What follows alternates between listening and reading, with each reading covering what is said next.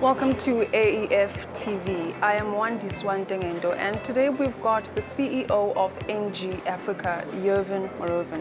Thank you so much for joining us. Hello. Let's first start with looking at the energy sector broadly. So, which countries in Africa do you feel possess potential in the energy sector? Obviously, a lot of countries who have a lot of potential. Depends really on the business model you want to deploy. We've seen quite a lot of evolution and advancement in terms of, if you look at North Africa, South Africa, on-grid generation has been going really on fast track with the different countries.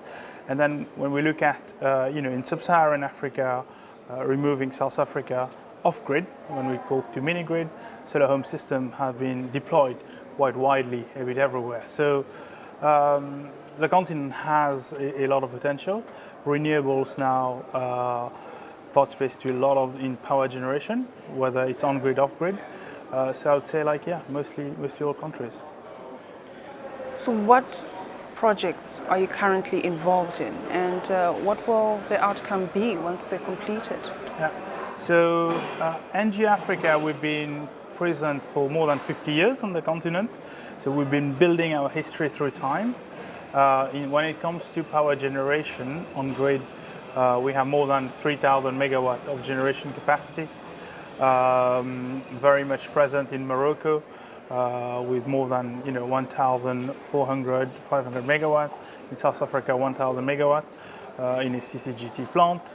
We're building 60 megawatt of scaling solar in Senegal. We've got 250 megawatt in Egypt. We've just signed a JDA to develop a 30 megawatt in Djibouti.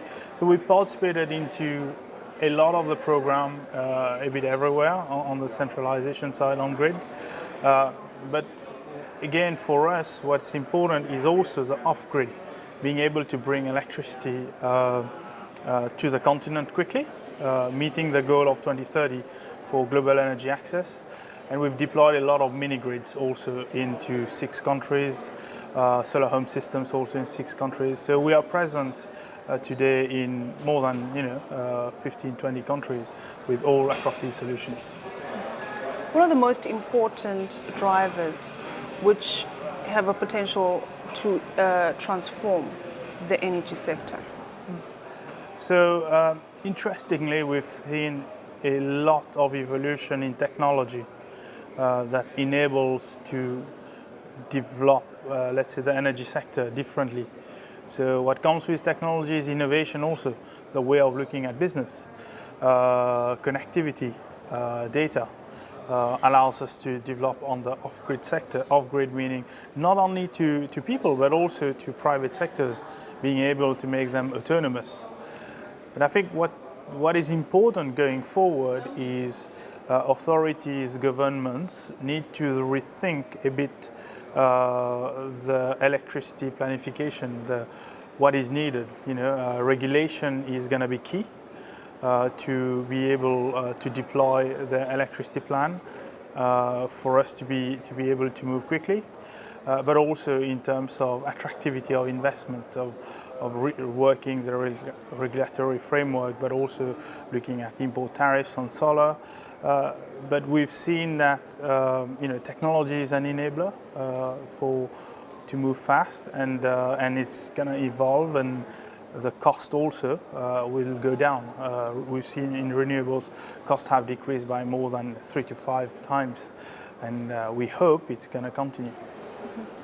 And finally, what is your main objective in attending the AEF? So AEF is just a great place. It takes place every year. It's to meet all our stakeholders, partners, clients, investors, sharing ideas. We are of the belief that there's not one model that works. There's not also the model that exists everywhere, from Europe, US, but Africa can have its own model.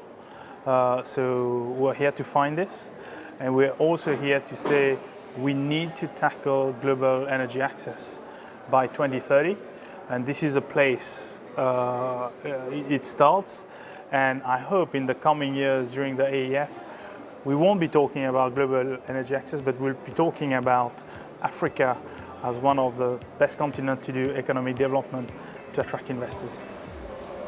Thank you very much. Thank you. And thank you for watching AEF TV.